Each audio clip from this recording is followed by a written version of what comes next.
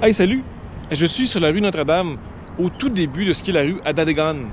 Ben oui, je vais vous dire pourquoi ça se prononce comme ça un peu plus tard.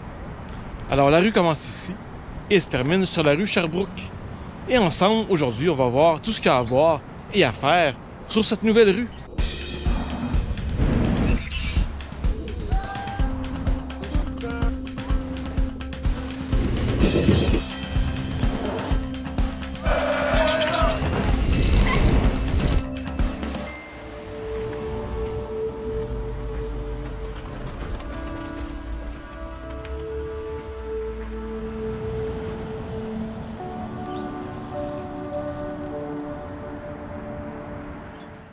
Comme je vous disais, la rue Adadegan commence à la rue Notre-Dame. En fait, pour être plus précis, sous la rue Notre-Dame. Mais à une certaine époque, cette rue commençait au fleuve. Malheureusement, en ce moment, il y a un chantier de construction et l'accès est bloqué. Et je suis pas sûr que lorsque les condos seront finis, l'accès va être ouvert. C'est quand même un peu plate parce qu'on n'a pas beaucoup d'accès au fleuve dans ce coin-là. Donc la rue fait exactement 1,8 km de long et remonte comme ça jusqu'à la rue Sherbrooke. Avant, la rue Adadegan se rendait jusqu'à la rue Rachel. Mais on a décidé d'appeler le bout qui longe le parc La Fontaine l'avenue du parc La Fontaine. Mais tout ça s'est arrivé alors que la rue avait un autre nom. Elle s'appelait la rue Amherst, en l'honneur de Jeffrey Amherst, commandant de l'armée britannique pendant la conquête. On dit de Amherst qu'il a distribué des couvertures avec la variole dedans aux Autochtones pour s'en débarrasser. Mais j'ai lu quelque chose récemment qui réfutait ça. Même si Amherst en a émis l'idée dans une correspondance, il l'aurait jamais fait. N'empêche que j'aime vraiment pas son petit air fendant. Donc c'est à cause de cette mauvaise réputation que le 21 octobre 2019, on changea le nom de la rue pour Adadegan, qui veut dire, en langue mohawk, frère et sœur. Puis venez pas me dire que c'est encore une mauvaise idée de la mairesse Plante, c'est son prédécesseur, Coder, qui avait eu cette idée-là. C'est fait dans un but de se réconcilier un petit peu avec les Autochtones. À part le fait que ça s'écrit pas comme ça se prononce, je trouve quand même le nom très beau. On aurait pu tomber sur pire.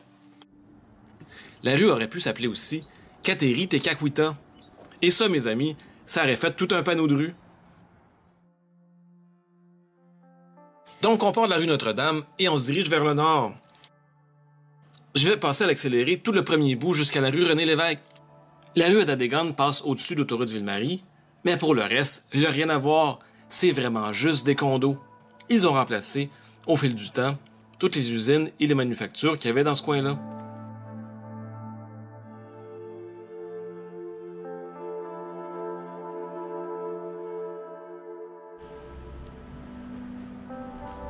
On arrive comme ça au premier parc de la rue Adadegan. C'est le parc Méville-Couture. Et en son centre, il y a une sculpture qui s'appelle Les Clochards Célestes, de Pierre-Yves Angers.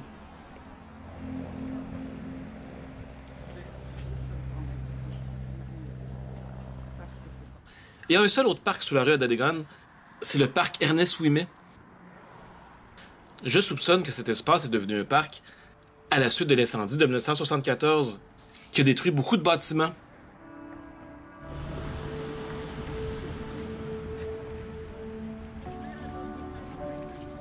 Du côté des services offerts sur la rue, il y a le centre communautaire de loisirs de Sainte-Catherine d'Alexandrie.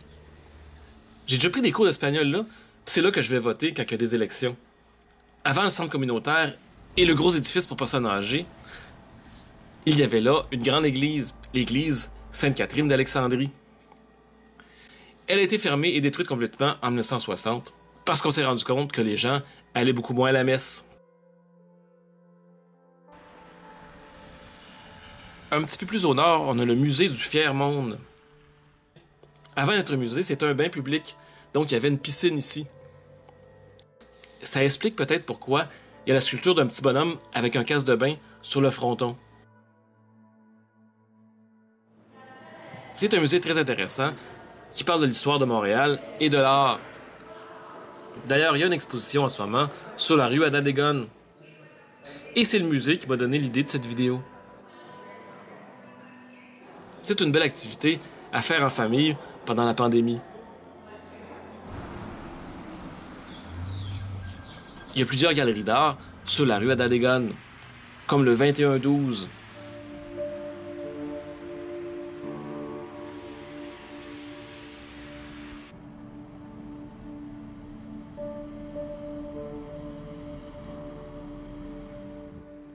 Toujours dans le domaine artistique, j'avais le goût de vous montrer les belles murales qu'il y a sur la rue Adadegan. Comme celle-ci avec des gros gâteaux de fête. Hey, j'ai vraiment hâte que ce soit ma fête.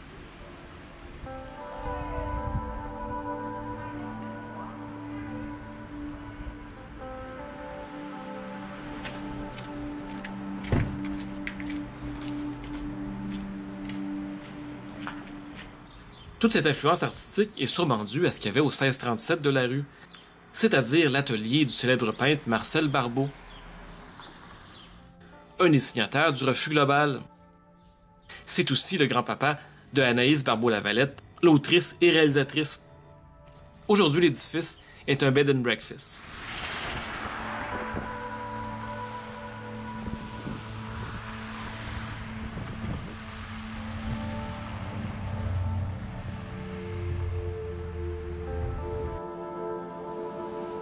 Du côté des commerces, la rue Adadegan a vraiment une très grande variété. Les commerces de la rue font partie de la Société de développement de commerce du village, dont la frontière ouest est la rue Adadegan.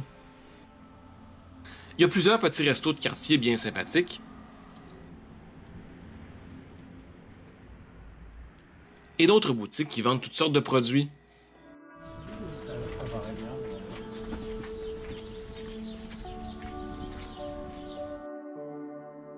Il fut une époque où il y avait vraiment beaucoup de magasins d'antiquités sur Adadegan.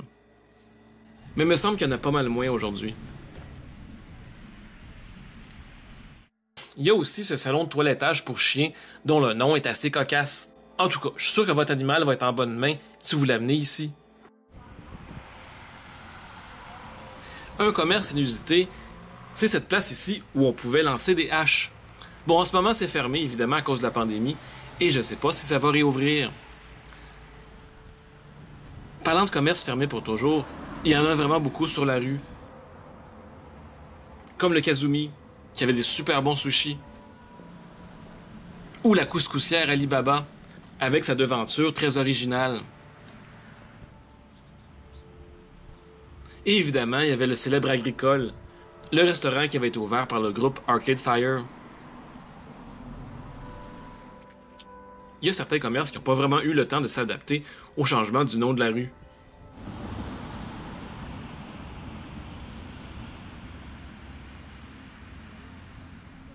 Comme j'habite juste à côté, j'ai quelques commerces préférés sur la rue, dont le Blossom, qui a un super beau décor intérieur et où on peut déguster plein de sortes de saké.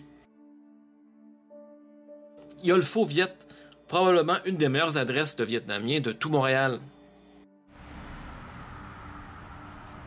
Il y a aussi le Hotchi. Rien à voir avec la petite abeille du dessin animé. Ce restaurant-là a parmi les meilleurs sushis de la ville de Montréal.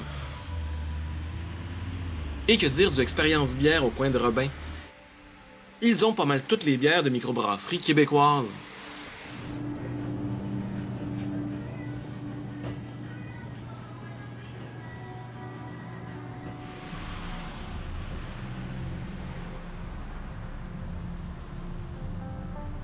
Finalement, quand vous avez un bon gros craving de fast-food, il n'y a rien de mieux que la pataterie chez Philippe. Qui dit restaurant sans prétention, dit des fois qualité douteuse, mais pas ici. Parce que ce cher Philippe, dont on voit la photo ici, a inventé plusieurs hamburgers, dont le délicieux moelleux. C'est un hamburger bien simple, avec des oignons caramélisés et du mozzarella.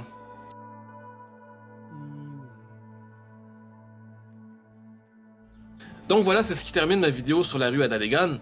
J'espère que vous avez autant de plaisir à la voir que moi j'en ai eu à la faire.